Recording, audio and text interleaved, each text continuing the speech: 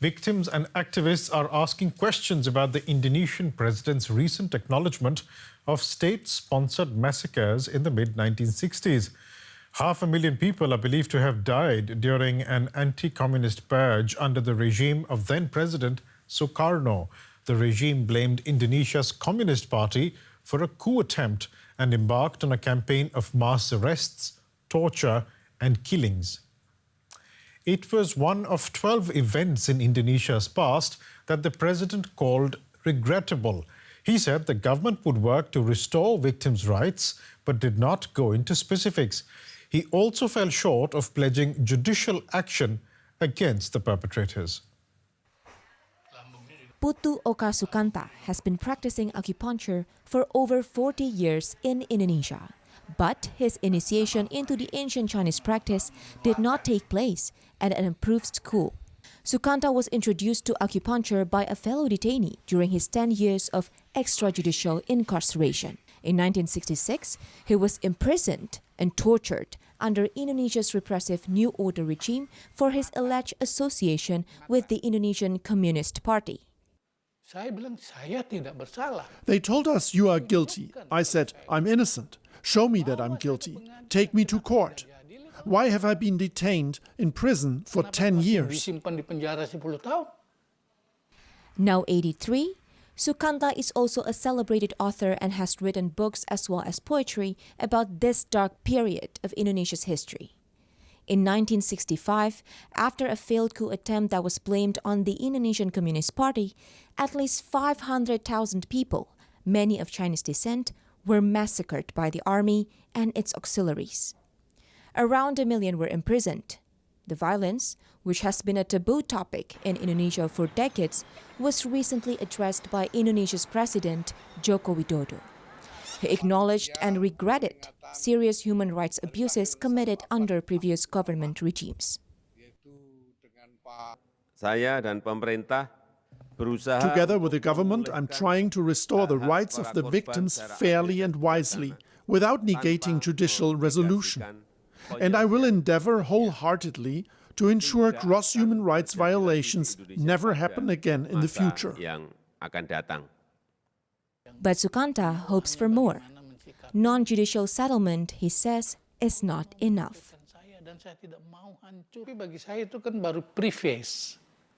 For me, it's just a preface. Hopefully the government will not just form a charity committee for us, but let's take the president's acknowledgement as an open door into a deeper space. The truth, who was actually responsible, needs to be revealed. Bringing the perpetrators to justice will be a difficult task. But legal expert Julius Ibrani believes if there is a will, there is a way. If you use the word settlement, then that is already a big lie. You need to go further by fulfilling 4 main elements. Uncover the truth, bring the perpetrators to court, pursue institutional reform, and finally, restore the victims' rights. To admit and to regret what happened is not enough.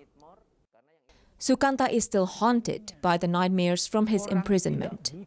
In his latest poem, he has a simple question for the president. Where is the perpetrator hidden? Indonesia's government has taken a first step in dealing with the country's history. But many of its victims fear they may run out of time. To witness the more important steps they hope will follow. Joining me now for more context from Jakarta is Julius Ibrani. He's chairperson of the Indonesian Legal Aid and Human Rights Association. Julius, you told Sharon, our reporter, that to admit regret isn't enough. One needs to go further by bringing those responsible to justice, amongst other things. Do you think all this will happen?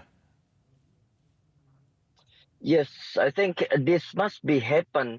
Because the next step after admit and regret is to fulfill all the needs of the victims. But before they're fulfilling the needs, which means in economic ways and also facility ways, they must be open the history. They must be state clearly about the truth, what was happened in the past, who are the victims, what is the crimes that committed, and also who are the perpetrators, what institutions. I think that must be revealed before they are talking about the new presidential regulation related to the Right. theme of the gross violations of human rights in the past.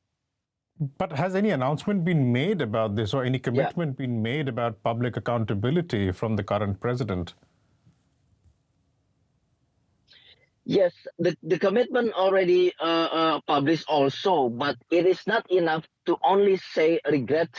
It is not enough to only provide facilities, social facilities, education facilities, economic facilities, without seeking the truth, without reveal the truth.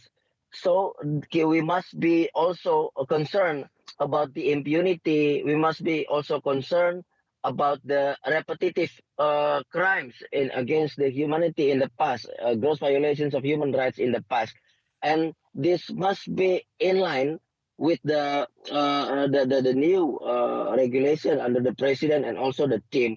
So I think it is still a big opportunity to state that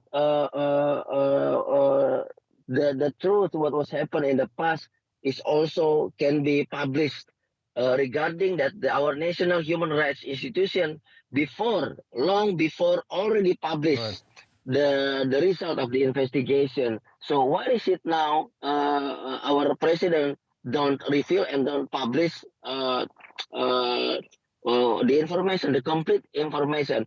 It is also related to the rights besides the facility, the social facility, Right. education facility, that we still discriminate, like the victims of 65 tragedy and so on. We still discriminate, Right. and the discrimination is under the regulation.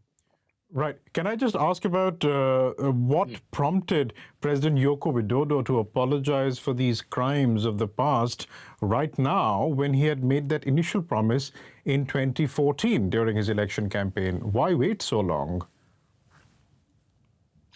I think it is because during the public election, it is more political than substantive considerations, because we found that in 2014 he already stated, and also in 2018, right before the public election in 2019, Jokowi, our president, already stated. So it is twice, and it is that the duration, the timelines is right before or near the public election. I think it is also about the timing of political actions done by Joko Widodo.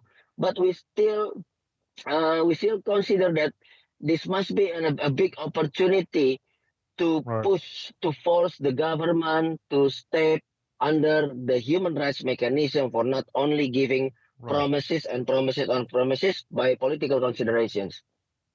We'll have to leave it there, but thank you so much for joining us on this very important issue, Julius Ibrani. Thank you so much, sir.